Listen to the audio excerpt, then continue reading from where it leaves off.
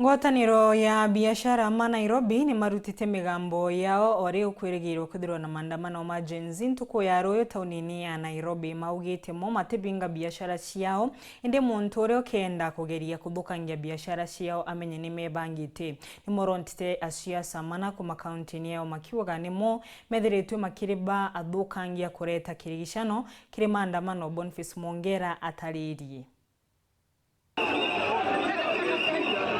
nteto nacio cienderete gutambana rungu ati ntere monya cianthi kuri kithiro cithika maandamano ntuku erojo na ndia biashara bakuma taunini Nairobi bashiumirite na bari akiugo kimwe aria berite nthiguru ikumenyekana bo bwega abo ntuku erojo batithiro bakinga nduka ciao norogo citikia muno na agerekeria kinyithia maguru jawe etite kuia. Sisi tumejitolea kesho tutakapo kuwa na maandamano, tutakuwa sisi doria kabisa na polisi kuchunga mali ya wananchi na wanabiashara wote, na ndio tunasema kesho mabiashara tutafunga, tutakuwa huko tutakuwa hao na sisi ama namna gani?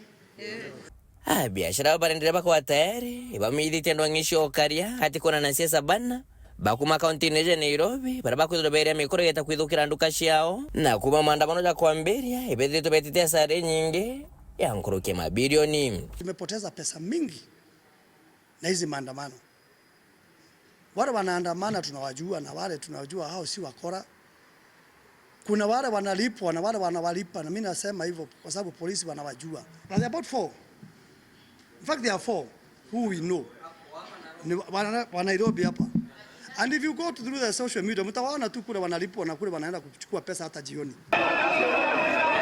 Kumakiri kwithirikia arua na muno kumarutero mitandao baba inge bandamani bariuga no mwanka bethiro betigira rais Ruto akwithira kebera gitine no ntona remi gutongeria nthiguru bwega